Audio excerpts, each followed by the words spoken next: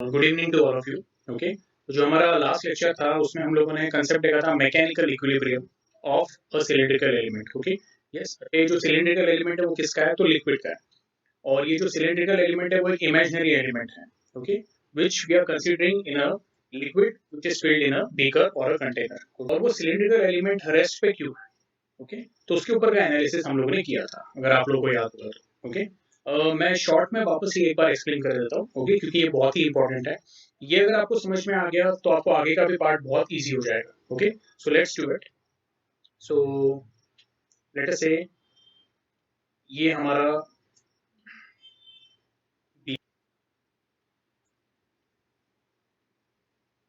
okay, ये हम लोगों ने उसको फिल कर दिया है। Okay, this is the maximum water level up to which we have filled. Okay, इसको थोड़ा आज हम लोग क्या करेंगे, मैं यहाँ पे कलर्स यूज करता हूँ, आप लोगों को भी समझने के लिए और इजी हो जाएगा।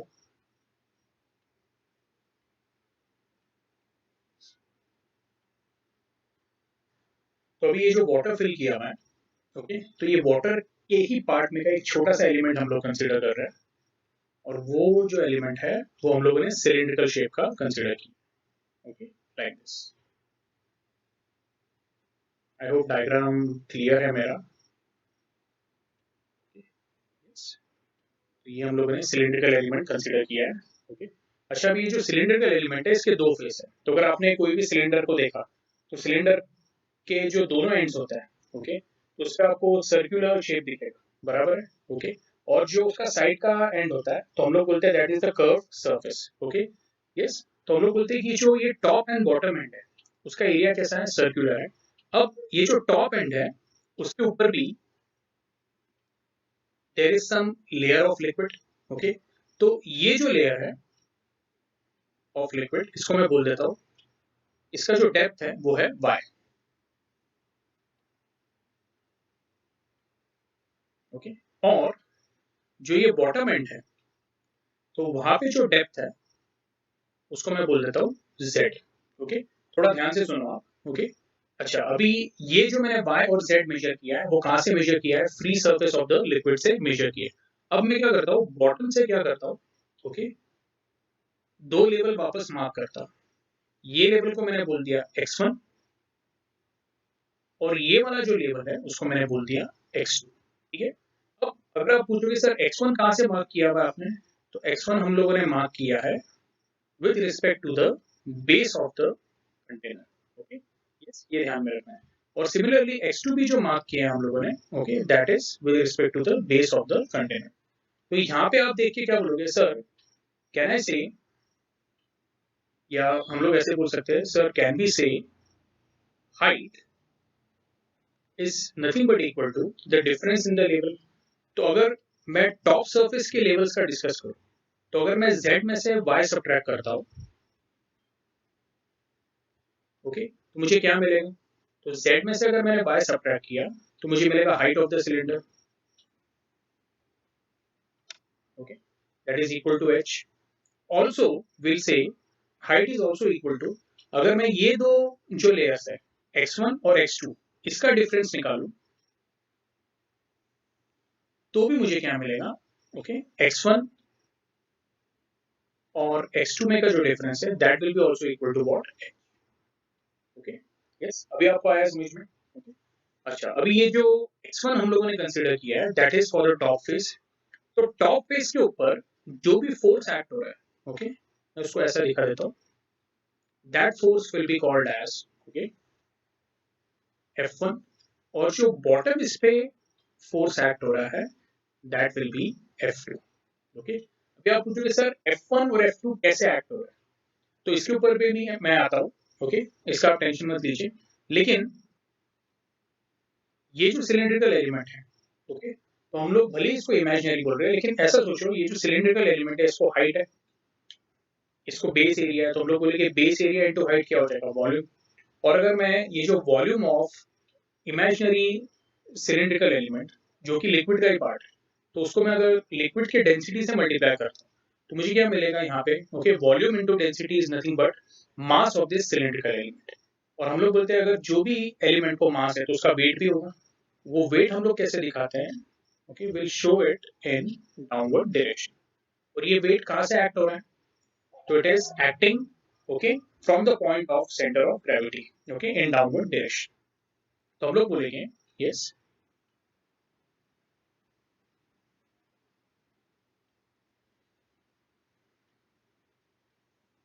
फॉर मैकेनिकल इक्विलिब्रियम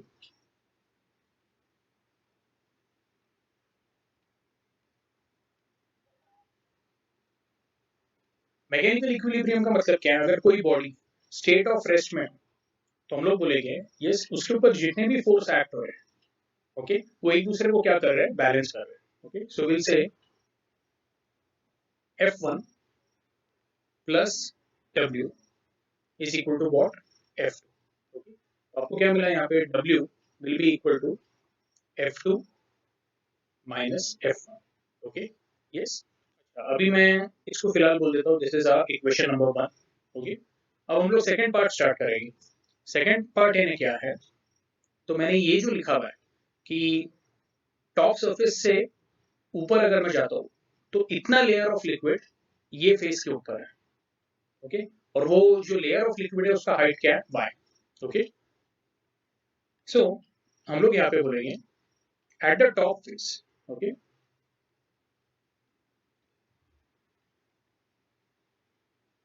जो प्रेशर एक्ट हो रहा है उसको मैं बोल देता हूँ P1 and that P1 will be nothing but equal to force acting per unit area of the cylinder. और ये जो एरिया है वो रहने वाला है pi r square. Okay so can I say F1 will be equal to what? E1 into A। Okay similarly मैं बोलूंगा ओके ये बात ध्यान में रखना आपने कि प्रेशर ऊपर से तो एक्सर्ट हो रहा है लेकिन जो हमारा सिलिंड्रिकल एलिमेंट है तो वो नीचे नहीं जा रहा है। तो नीचे क्यों नहीं जा रहा है? तो नीचे से भी कुछ प्रेशर है जो एक्ट हो रहा है। ओके और वो जो प्रेशर है वो कहाँ का? ओके F1 और W को क्या कर रहा है? काउंटर कर रहा है। Okay so F1 and W को काउंटर कर रहा है। तो ये आपको ध्यान में रखना है। तो मैं बोलूंगा at bottom face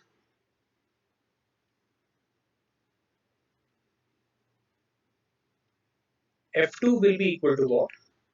It will be equal to P2 into A। Okay ये क्लियर है? सो हम लोग बोलेंगे कि अगर मैं ये वैल्यूज इसमें सब्स्टिट्यूट कर देता हूँ तो मुझे मिलेगा W will be equal to what? F2 minus F1 that is P2 minus P1। Okay yes मैंने ये दोनों में से A कॉमन ले लिया है तो इनको ब्रैकेट में डाल देता हूँ। okay? चाहिए तो इसका जो स्टेप है वो मैं यहाँ पे लिख देता हूँ। This was P2 into A minus P1 into A। दोनों में से हम लोगों ने क्या कॉमन लिया है? A ले लिया है। ओके अच्छा W जो है तो उसको मैं यहाँ पे लिख देता हूँ। कैन आई से W is nothing but okay M into G which is equal to P2 minus P1 into A। yes मास जो है तो उसको हम लोग लिखेंगे this is nothing but density into volume into G P2 minus P1 this is going to be upon A। yes therefore P2 minus P1 okay yes तो P2 और P1 मैं आपको यहाँ पे दिखा दूंगा उसका आपने टेंशन नहीं लेना है। Will be equal to what? So this will be rho into volume जो है तो उसको मैं लिख देता हूँ area into height into g upon A. Area area cancel हो गया आपको मिला P2 minus P1 is equal to rho into g into अच्छे से बना लेते हैं हम लोग।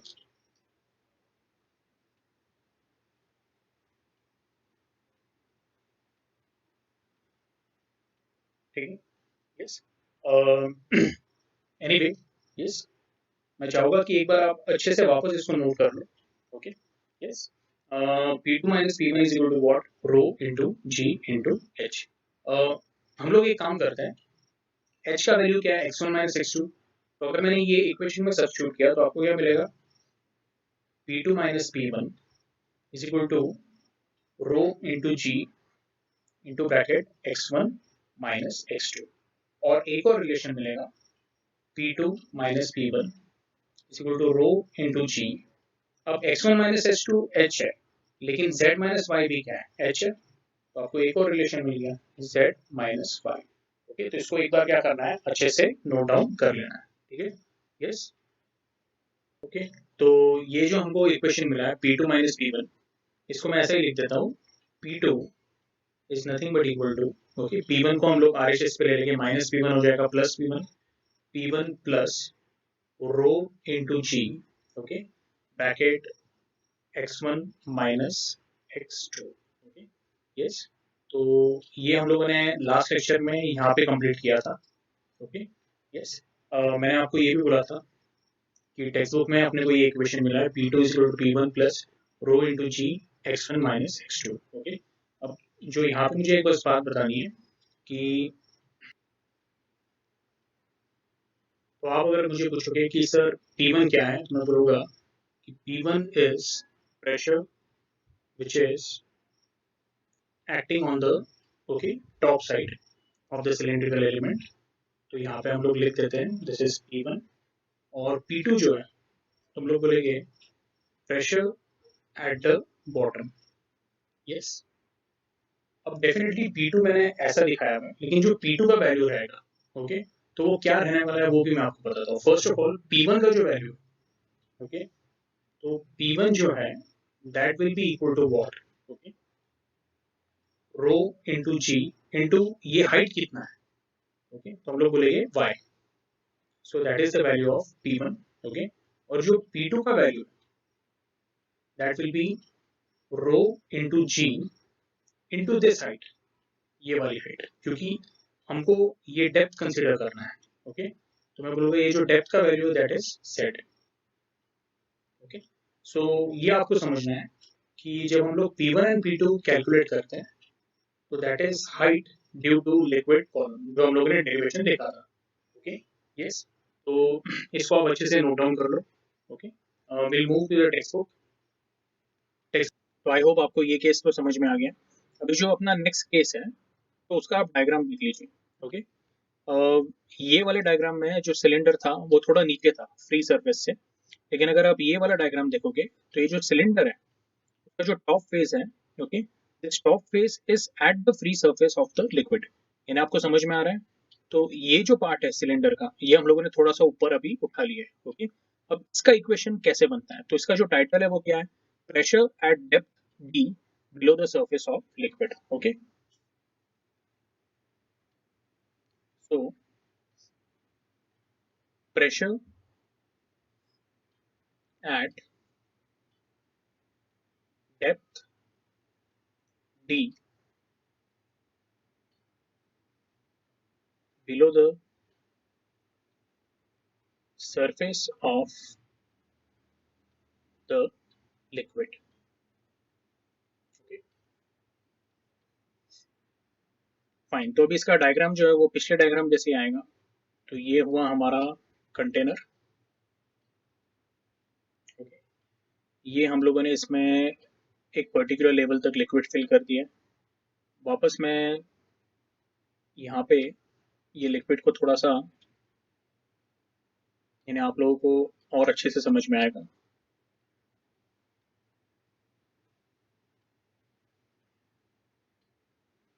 तो अभी जो हमारा सिलेंडर है, तो पहले सिलेंडर नीचे था, अब जो सिलेंडर है उसको थोड़ा सा ऊपर ले लिया हम लोगों ने। तो ये हुआ टॉप फेस ऑफ सिलेंडर,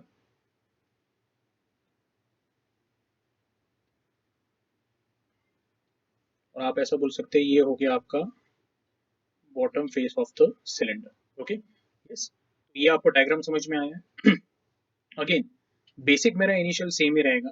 मैं बोलूँगा ये वाला जो लेवल है, टॉप फेस का जो लेवल है उसको मैंने बोल दिया x1, और जो बॉटम फेस का लेवल है इसको बोल दिया x2। एंड इक्वेशन बेसिकली यही रहेगा, हाइट ऑफ सिलेंडर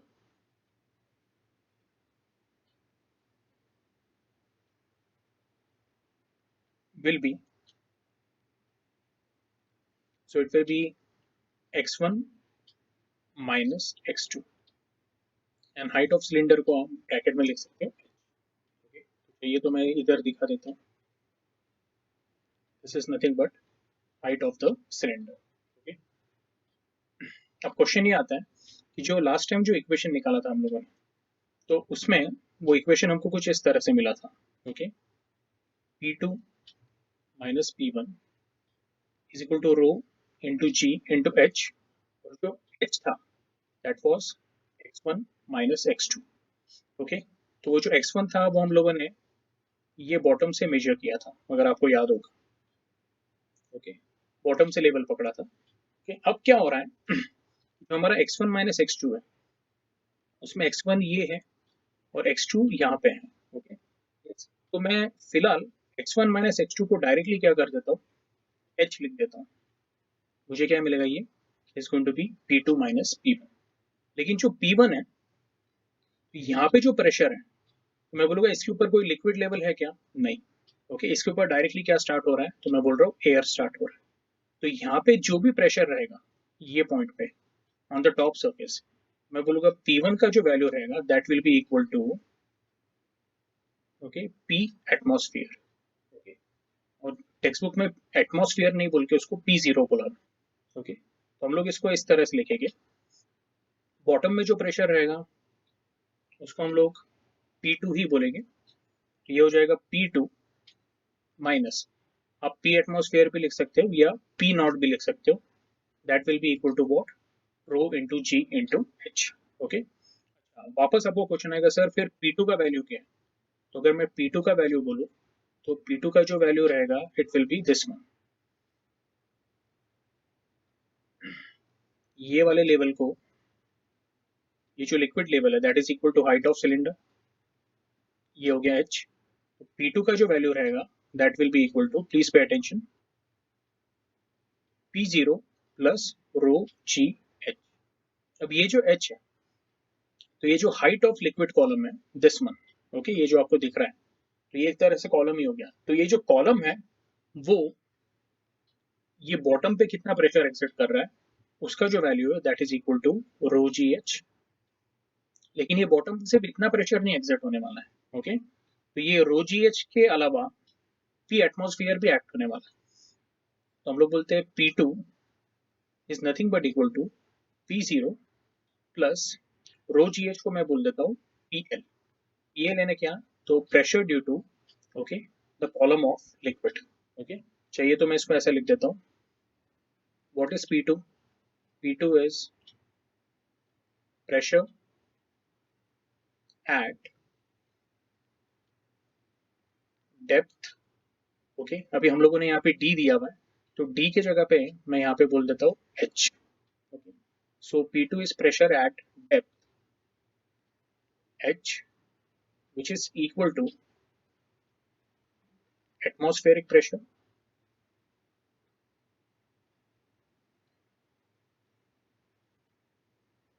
जिसको आप P एटमॉस्फेयर बोल सकते हो या P नॉट भी बोल सकते हो, plus pressure due to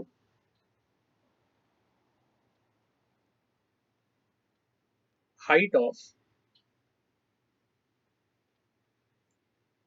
liquid column D, okay. D या हमने क्या यूज किया हुआ है यहाँ पे H, हाइट की जगह पे आप डेप्थ भी यूज कर सकते हो। अब इसका बेसिक मतलब क्या है, अगर मैं सिर्फ ये पॉइंट पे प्रेशर निकालूं तो आप बोलोगे सर ये पॉइंट के ऊपर, ओके, ये डायरेक्शन में तो मेरे को कोई लिक्विड नहीं दिख रहा है, तो ये पॉइंट पे जो प्रेशर रहेगा वो क्या रहेगा, it will B only atmospheric pressure. लेकिन जब हम लोग नीचे आएंगे, ओके, तो ऐसा इमेजिन करो एक स्विमर यहाँ पे, तो अगर कोई स्विमर यहाँ पे है तो उसके ऊपर सिर्फ एटमॉस्फेरिक प्रेशर एक्ट हो रहा है। लेकिन कोई स्विमर अगर बॉटम में, उसके ऊपर पी एटमॉस्फेयर भी एक्ट होगा, और ये जो एक्स्ट्रा हाइट है लिक्विड कॉलम का उसका भी प्रेशर एक्ट होगा, तो उसको हम लोग बोलते हैं pressure at depth, okay. I hope आपको ये कंसेप्ट क्लियर होगा, ओके। अच्छा, अभी इसमें P2 जो है, ओके, तो उसको हम लोग ऐसे भी बोल सकते हैं, it is total pressure, okay, yes. और we also use a term which is absolute pressure। तो किसने आपको पूछा कि absolute pressure at a point क्या होता है, तो बोलने का जितना भी ओवरऑल टोटल प्रेशर वो पॉइंट पे एक्ट हो रहा है that is called as absolute pressure. तो ये पॉइंट पे अगर आप यहाँ पे एक स्विमर है ऐसा समझ लो, तो स्विमर पे दो प्रेशर एक्ट हो रहे हैं। Pressure due to height of liquid column, जिसको हम लोग बोल रहे हैं पीएल, इसको यहाँ पे लिख देता हूँ, एंड इसके ऊपर एटमॉस्फेयर है, तो वो एटमॉस्फेयर का प्रेशर और पीएल टुगेदर क्या हो जाता है, टोटल प्रेशर। ओके, एंड जो सिर्फ पीएल है, तो हम लोग बोलेंगे पीएल को आप कैसे रिप्रेजेंट कर सकते हो, it is nothing but P2 minus P naught बराबर, that is total pressure minus atmospheric pressure. Okay, यहाँ पे मैंने शॉर्ट फॉर्म लिखा हुआ है, लेकिन आप एग्जाम में जब भी लिखोगे तो पूरा लिखना है, atmospheric pressure. So total pressure में से अगर एटमॉस्फेरिक प्रेशर निकाल दिया, तो ये जो पीएल है, this is also called as gauge pressure. Okay, तो ये आपको ध्यान में रखना है। तो आई होप आपको gauge pressure and absolute pressure का कंसेप्ट क्लियर हुआ है। Okay, and pressure at depth h below the water surface is equal to what? It will be rho into g into h. Okay, ये वाला term ध्यान में रखना। Okay, तो I hope आपको ये वाला केस समझ में आ गया। ओके, अभी हम लोग जो इसका लास्ट केस है वो देख लेते हैं। ओके, तो इसमें बेसिकली तीन केसेस देखे हम लोगों ने। पहला वाला जो केस था उसमें सिलेंडर काफी अंदर था, पानी के अंदर। ओके, अब ये सिलेंडर है ना, बेसिकली इमेजिनरी सिलेंडर है। सेकंड केस में सिलेंडर को थोड़ा सा ऊपर ले लिया, और इस तरह से ऊपर लिया गया जो इसका टॉप फेस है, it is at the surface of the liquid. अब ये जो सिलेंडर है इसको पूरा हम लोग क्या करेंगे, बाहर निकाल देंगे, सच दैट कि अभी जो इसका बॉटम फेस है, it is at the surface of the liquid. Okay, तो ये आपको बस ध्यान में रखना है। तो ये हमारा थर्ड केस है, और ये थर्ड केस जो है, तो ये सॉल्व करना बहुत ही ईजी है। इसका ये इक्वेशन देख लो। अभी ये इक्वेशन कैसे डिराइव करना है वो मैं आपको बताता हूँ। तो जो हमारा थर्ड केस है उसका हम लोग डायग्राम देख लेते हैं।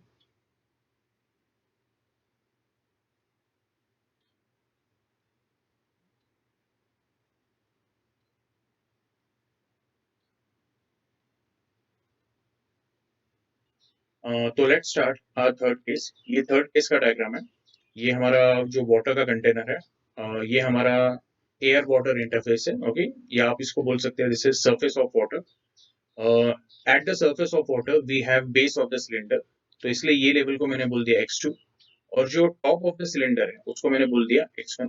ओके, यस, सो x1 माइनस x2, और this is actually equal to what, तो यहाँ पे हम लोग बोलेंगे this is equal to h, which is nothing but height of, okay, we'll say air column or air cylinder। okay, तो अभी text book के जो मेथड से सॉल्व किया हुआ है, मैं यहाँ पे थोड़ा और एक इजी मेथड से आपको बताऊंगा। ओके, तो प्लीज ध्यान देना है। तो ये जो लेवल है, ओके, हम लोग बोलेंगे यहाँ पे जो प्रेशर एक्ट हो रहा है, ओके, तो जैसे पिछले डायग्राम में भी हम लोगों ने देखा था, ये प्रेशर को हम लोगों ने क्या बोला था, P naught, which was equal to what, P atmosphere. Okay, but ये कौन से लेवल पे एक्ट हो रहा है, तो at the bottom of the cylinder, तो उसको मैं बोल देता हूँ this is actually equal to P2। Okay, P2 which is equal to P naught which is equal to P atmosphere। Okay, yes, और ये वाला जो लेवल है, तो उसके ऊपर जो भी प्रेशर एक्ट होगा, तो आप बोलोगे सर ये भी ओपन टू एटमॉस्फेयर है, लेकिन हम लोग बोल रहे हैं कि ये जो सरफेस है उसके ऊपर जो प्रेशर एक्ट हो रहा है, तो उसका वैल्यू P एटमॉस्फेयर लिया है हम लोगों ने। तो अभी हम लोग क्या कर रहे हैं, ओके, जो लेयर है जिसके ऊपर एटमॉस्फेरिक प्रेशर एक्ट हो रहा है, उससे थोड़े हाइट पे जा रहे हैं हम लोग।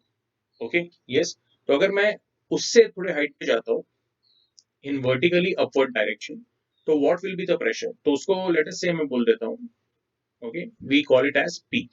ओके, सो मैं बोलूंगा pressure at the top surface P is equal to P1। Okay, अभी ये जो P1 और P2 है, ये हम लोगों ने दोनों पिछले दोनों केसेस में भी लिया था, यहाँ पे भी ले रहे हैं। ओके, तो और हमको ये भी पता है कि जो P2 का वैल्यू है वो P1 से क्या है, ज्यादा है। ओके, पिछले दो केसेस में ज्यादा था, ये केस में भी ज्यादा है, कैसे वो मैं आपको बता देता हूँ। ओके, तो अगर मैं ये वाला सरफेस कंसीडर करता हूँ, लेट अस से इसको मैं बोलता हूँ EB। ओके, और ये एक इमेजिनरी सरफेस ओके कंसिडर किया मैंने, या ये जो इमेजिनरी लाइन दिख रही है आपको, ओके, यस, उसको मैं बोल देता हूँ पी क्यू। तो अगर मैं एटमॉस्फेयर का हाइट कंसिडर करूँ तो मैं बोलूंगा on the surface of A B, okay, atmospheric height क्या है, ज्यादा है, ओके। लेकिन जब मैं पीक्यू सरफेस पे जाता हूँ तो हम लोग थोड़ा ऊपर चले गए, तो पीक्यू लेवल के ऊपर हम लोग बोलेंगे जो अवेलेबल एटमॉस्फेयर है उसकी थोड़ी सी हाइट कम हो गई है, और वो कितने वैल्यू से कम हो गई है, बाय एच, ओके। तो आप बोलोगे सर ये तो इतना सही है, तो हम लोग बोलेंगे कि ये जो हाइट इतनी सी जो है, ओके, ये आपको यहाँ पे ऐसा लग रहा है कि एटमॉस्फेरिक प्रेशर में ज्यादा फर्क नहीं रहेगा, बिल्कुल सही है। लेकिन जब हम लोग बोल रहे हैं कि let us say we are going to top of mountain, okay, या फिर बहुत बड़ा कोई पीक है उसके हाइट पे जा रहे हैं हम लोग, okay, which is thousands and thousands of feet above, तो वो केस में हम लोग बोलेंगे जो फॉर्मूला यहाँ पे डिराइव करने वाले हैं, ओके, वो फॉर्मूला हम लोग वहां पे यूज करते हैं, ओके, कि जब हम लोग एक पर्टिकुलर हिली एरिया में जाते हैं या माउंटेन लेवल पे जाते हैं, तो as compare to sea level वहां पे एटमॉस्फेरिक प्रेशर क्या हो जाता है, कम हो जाता है, ओके, इसलिए हम लोग ये डेरिवेशन कर रहे हैं, okay. Now please pay attention, AB surface जो है यानी eight X2 level, you can say जो एटमॉस्फेरिक प्रेशर है उसको हम लोगों ने P2 बोला है, थोड़े से ऊपर एट हाइट H जो भी अवेलेबल प्रेशर रहेगा उसको मैं P बोल देता हूँ, यहाँ तक अभी क्लियर है, ओके। सो मैं अभी इक्वेशन लिख देता हूँ। सो अपना जो इक्वेशन आया था that was P2 minus P1, okay, difference in pressure is equal to what, okay, so it was equal to rho g into bracket x1 minus x2, okay। अब ये जो फॉर्मूला है ऐसा समझ लो ये एक तरह का यूनिवर्सल फॉर्मूला, ओके, तो ये पिछले केस में हम लोगों ने निकाला था। अब बस P2 की जगह पे मैं क्या डाल देता हूँ, okay, you can say P not, या फिर आप P एटमॉस्फेयर भी डाल सकते हो, ओके। P1 जो है, ओके, अगर आपको चाहिए तो मैं यहाँ पे ऐसा लिख देता हूँ, P1 is equal to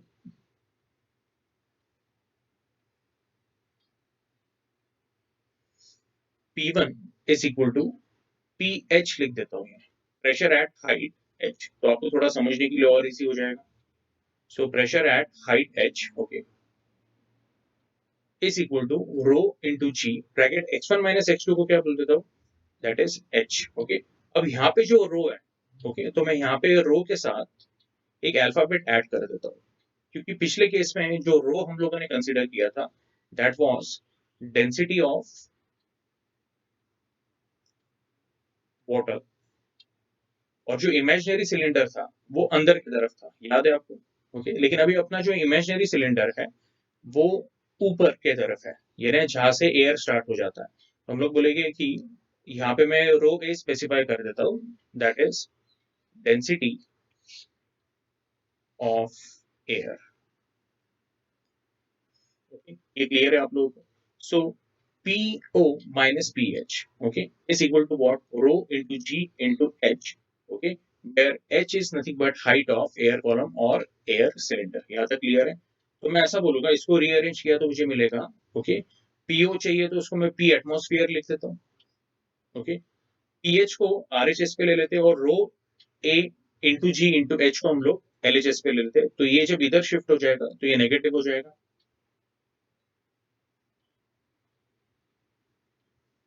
therefore जो इक्वेशन अपने को आ रहा है दैट इज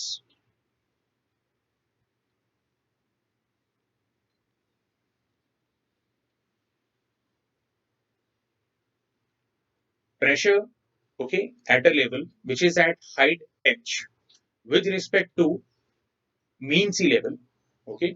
तो हम लोग बोलेंगे उसका फॉर्मूला क्या है, that is equal to pressure at mean sea level, यानी समुद्र के लेवल पे जो प्रेशर होता है P atmosphere minus rho A into ji into H, okay. तो आप बोलोगे सर नासिक का जो एलिवेशन है या नासिक का जो ओवरऑल हाइट है, ओके, या लेवल है, वो मुंबई के हिसाब से थोड़ा ऊपर है, क्योंकि हम लोग जब मुंबई से नासिक ट्रैवल करते हैं, ओके, तो आप लोगों का ऑब्जर्वेशन रहेगा कि बीच में कसारा घाट लगता है, और हम लोग जो है, ओके, मुंबई से नासिक आते वक्त, ओके, एक पर्टिकुलर हाइट क्या करते हैं, ओके, तो वो पर्टिकुलर हाइट के ऊपर आते हैं, ओके, यस, वहां पे डिक्लाइन नहीं होता है, वहां पे इंक्लाइन होता है, ओके। तो आप ऐसा बोल सकते हो कि नासिक के केस में भी हम लोग ये फॉर्मूला अप्लाई कर सकते हैं, and definitely as compare to Mumbai, Nashik में जो एटमॉस्फेरिक प्रेशर का वैल्यू रहेगा, ओके, दैट इज पीएच का जो वैल्यू रहेगा वो थोड़ा सा कम रहेगा, ओके, बहुत ज्यादा डिफरेंस नहीं रहने वाला है।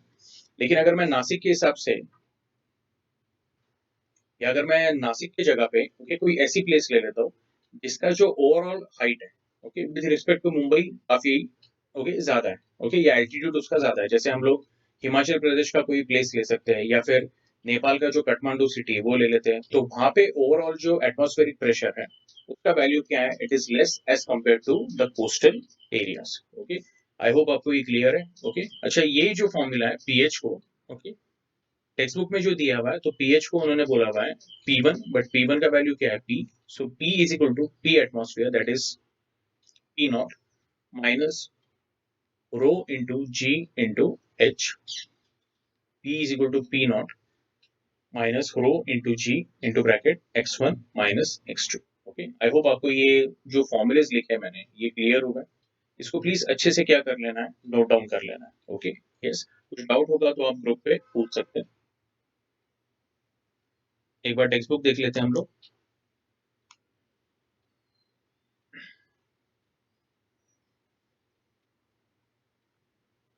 यस, तो देखिए यहाँ पे भी वही दिया हुआ है उन्होंने, okay. P is equal to P naught minus rho g h की जगह पे उन्होंने इसको D बोला है, ओके। यस, तो बस ये डिफरेंस है, उन्होंने ये जो डायमेंशन है हाइट ऑफ सिलेंडर उसको D यूज किया है, बाकी पूरा हमारा जो फॉर्मूला है वो क्या है, सेम है, ओके। तो आप इसको अच्छे से नोट डाउन कर लो, ओके।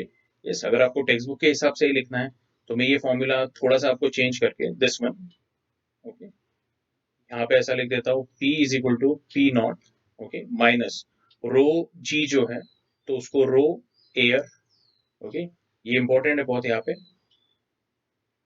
ये हम लोग मेंशन करें, रो एयर इंटू G, और टेक्स्ट बुक में H को क्या बोला हुआ है, तो H को उन्होंने D बोला हुआ है, ओके। क्योंकि बहुत स्टूडेंट्स को ये डाउट आ जाता है, सर टेक्स्ट बुक में तो अलग फॉर्मूला दिया है, फॉर्मूला अलग नहीं दिया है, बस जो उन्होंने ओके सिंबल्स यूज किए, ओके, ये जो टर्मिनोलॉजी यूज की हुई है या फिर जो अल्फाबेट्स यूज किए हुए थोड़े से अलग है, ओके।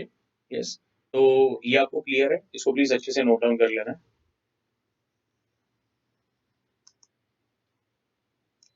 ओके। तो अभी जो हम लोग सीखने वाले हैं that is concept of hydrostatic paradox, okay. बहुत ही सिंपल कंसेप्ट है और बहुत ही इंटरेस्टिंग भी है, ओके। हाइड्रोस्टैटिक का मतलब क्या, ओके, तो हाइड्रोस्टैटिक ये बताता है आपको अ fluid which is at rest, okay, और फ्लूइड ये ना कौन सा, तो मोस्टली हम लोग इसमें कंसीडर कर रहे हैं लिक्विड, तो ये जो पहला वर्ड है उसका मतलब है फ्लूइड एट रेस्ट, और पैराडॉक्स का मतलब है कि जो रिजल्ट होना चाहिए या जो बिहेवियर हम लोगों को लॉजिकली समझ में आना चाहिए, ओके, उसके अलावा कुछ दूसरा ही आंसर आता है यहाँ पे, ओके। इसलिए यहाँ पे ये जो वर्ड है यानी जो एक्सपेक्टेड रिजल्ट है, ओके, तो एक्सपेक्टेड रिजल्ट से कुछ अलग आ रहा है, आपको अनएक्सपेक्टेड आ रहा है, इसलिए हम लोग क्या वर्ड यूज कर रहे हैं यहाँ पे, paradox, okay. What exactly is hydrostatic paradox, okay. First of all हम लोगों को इतना पता है कि for a height of okay column H, the pressure exerted by the liquid at the bottom, okay, so P का वैल्यू क्या है, it is equal to rho into G into H, बराबर है। तो इसको मैं बोल देता हूँ दिस इज रिजल्ट नंबर 1, और चाहिए तो इसके लिए मैं डायग्राम भी बना लेता हूँ, तो ये डायग्राम कुछ इस तरह से आ जाएगा, ओके। यस, तो ये हम लोगों ने सिलेंडर लिया हुआ है, और ये जो सिलेंडर है इसका जो बेस एरिया है उसको मैंने क्या बोल दिया, ए बोल दिया, ठीक है। yes. अच्छा, अभी ये जो सिलिंड्रिकल जो वेसल है उसको हम लोगों ने हाइट एच तक फिल किया हुआ, ओके। तो pressure which is exerted at the bottom is equal to what, तो हम लोग बोलेंगे P is equal to rho into G into H, okay. अब ये बेसिकली कैसे आया था, तो हम लोग बोलेंगे let us say this is our first case, okay. Yes, तो फर्स्ट केस यानी कौन सा केस हुआ हमारा, सिलिंड्रिकल वेसल का। सिलिंड्रिकल वेसल में जो क्रॉस सेक्शन एरिया होता है, ओके, तो मैं यहाँ पे लिख देता हूँ cross section area is uniform. इसका मतलब क्या है, तो यहाँ पे अगर आप देखोगे जो डायमीटर है, ओके, तो डायमीटर कंटिन्यूसली क्या है, तो वो कांस्टेंट है, सही है, ओके, वो ना बढ़ रहा है ना घट रहा है, ओके, यस। इसमें हम लोग बोल देते हैं कि जो pressure at the bottom, okay, P1, that will be equal to what? Weight of water inside, W1 upon A, okay. और फिर ये जब सॉल्व करते हैं तो हमको जो आंसर आता है that comes to be rho into ji into H, okay. Let us say इसको मैंने बोल दिया this is equation number second, okay. जो हमारा अभी सेकंड वेसल है,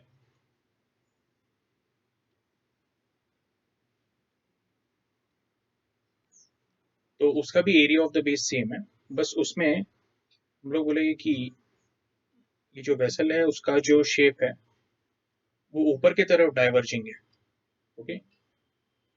हम लोग बोल रहे हैं area of the base same है, लेकिन धीरे धीरे जैसे जैसे हम लोग ऊपर जा रहे हैं, ओके, तो वो diverging cross section area, okay. तो हम लोग बोल रहे हैं अगेन जो हाइट ऑफ लिक्विड हम लोगों ने फिल किया हुआ है वो सेम लेवल पे किया हुआ है फिल, ओके। एच का वैल्यू सेम है, ओके। लेकिन आप क्या बोलोगे कि सर इसके अंदर जितना लिक्विड आएगा, okay, as compare to this, ये वाला जो टब है उसमें लिक्विड क्या आने वाला है, ज्यादा आने वाला है, ओके, यस। तो ये हुआ हमारा सेकंड केस। मैं बोलूंगा this is you can say diverging cross section area, और यहाँ पे जो प्रेशर एक्सर्ट होगा नीचे नॉर्मली, तो आप लोग बोलोगे that pressure will be equal to the weight of liquid in second case, उसको हम लोग बोल देते हैं P2 which is equal to what, W2 upon A, okay, yes. तो ये हो गया हमारा रिजल्ट नंबर 3। और एक और केस डिस्कस कर लेते हैं।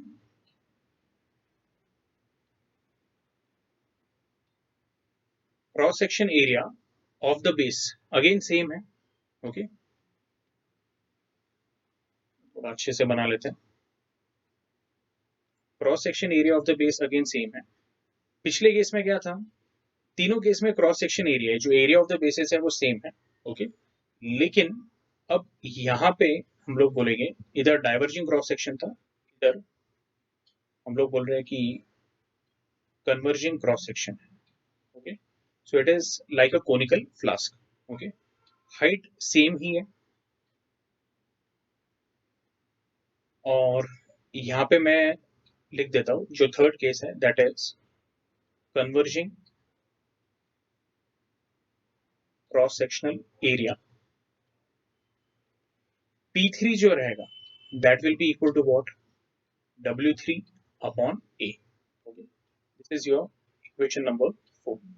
अब देखो ये जो तीनों केसेस है, ओके, ये तीनों केसेस में आप बोलोगे कि सर कॉमन सेंस है कि अगर मैं ये तीनों केसेस को कंपेयर करूं तो सबसे ज्यादा जो वेट रहेगा वो ये बीच वाले केस में रहेगा, यानी सेकंड केस में रहेगा। तो हम लोग बोलेंगे इसका ऑर्डर कैसे रहने वाला है, W2 इज ग्रेटर देन, फिर आएगा हमारा सिलिंड्रिकल एलिमेंट, ओके, क्योंकि वॉल्यूम सबसे ज्यादा इसमें है, ओके, उसके बाद फिर सिलिंड्रिकल एलिमेंट में, तो वेट भी सिलिंड्रिकल एलिमेंट में ज्यादा रहेगा, और सबसे मिनिमम वॉल्यूम किसमें है, तो ये फ्लास्क में, ओके। तो उसको हम लोग बोल देते हैं W3, ओके। सो W2 greater than W1 greater than W3। तो अगर मैं थ्रू आउट ए से डिवाइड करूं तो आपको क्या मिलेगा, okay, W2 upon A will be greater than W1 upon A will be greater than W3 upon A, बराबर है। ये A क्यों ले रहे हैं, तो सबका जो एरिया ऑफ बेस है वो क्या है, सेम है। यानी ये अगर 1 मीटर स्क्वायर है तो ये भी क्या है, 1 मीटर स्क्वायर है। सिर्फ यहाँ पे क्या है, थ्रू आउट 1 मीटर स्क्वायर है, इधर ये एरिया बढ़ते जा रहा है क्रॉस सेक्शन एरिया, और इधर ये जो एरिया है वो कम होते जा रहा है, okay, yes. By this logic मैं बोलूंगा W2 upon A is what, this is going to be P2, बराबर है, okay. W2 upon A is P2 which is greater than, okay, W1 upon A which is P1 which is greater than, okay, W3 upon A which is P3। तो logically आप लोग बोलोगे sir mathematical equation तो हमको ये बता रहा है कि P2 is greater than P1 is greater than P3, okay?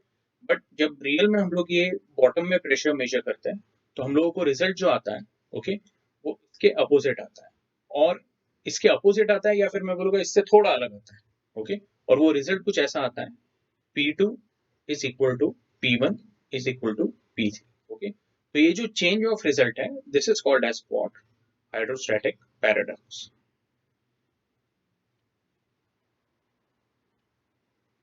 यानी जो हमारा एक्सपेक्टेड रिजल्ट है वो ये होना चाहिए था, ओके यस, लेकिन जो रियलिटी है वो ये है, ओके।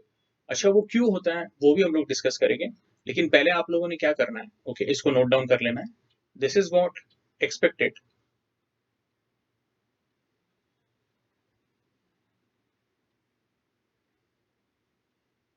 लेकिन ये जो है दिस इज ऑब्जर्व रिजल्ट।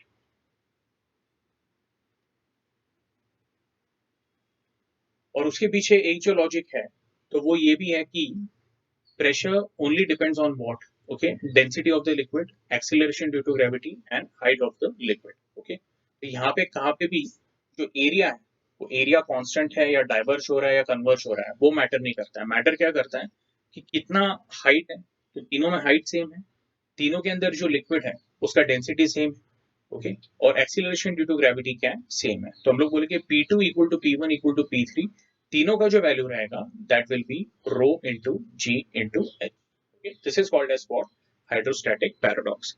इसका एक और मतलब है, ओके, यस प्रेशर है, ओके यस, हम लोग ऐसे नहीं बोल सकते it is completely dependent on weight of liquid, okay, but it is dependent on apparent weight of liquid।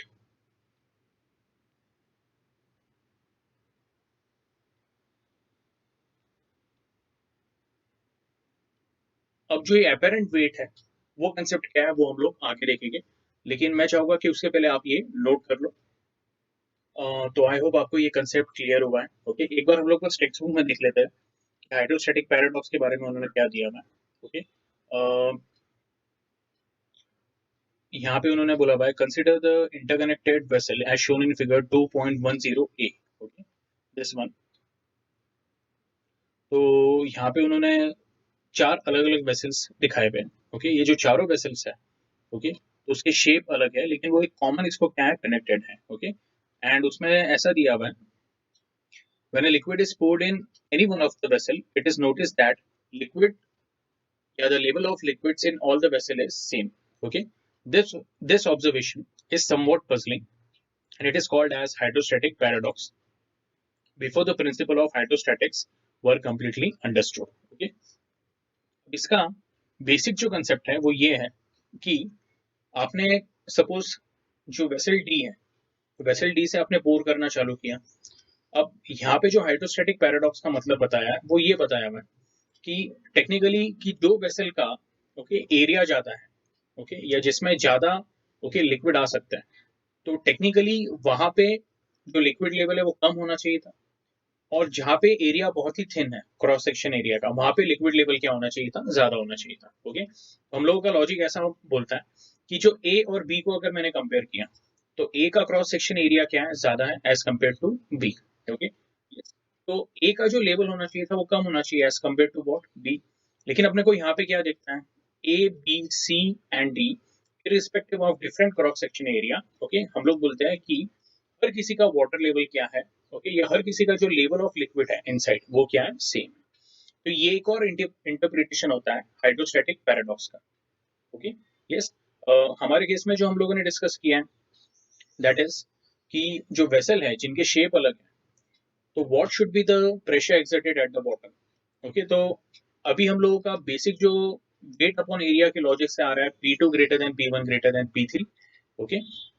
लेकिन रियल में हम लोग जो ऑब्जर्व करते हैं that is what P2 equal to P1 equal to P3, this is called as hydrostatic paradox. इसका एक और हम लोग, या आप इसको ऐसे बोल सकते हो कि एक और तरीके से इसको हम लोग देख सकते हैं, वो इस तरीके से कि अगर अलग अलग साइजेस या शेप के जो वेसल्स हैं और मैंने एक में अगर लिक्विड पोर किया तो सब में क्या हो रहा है, इक्वली वाटर लेवल राइज हो रहा है, ओके यस।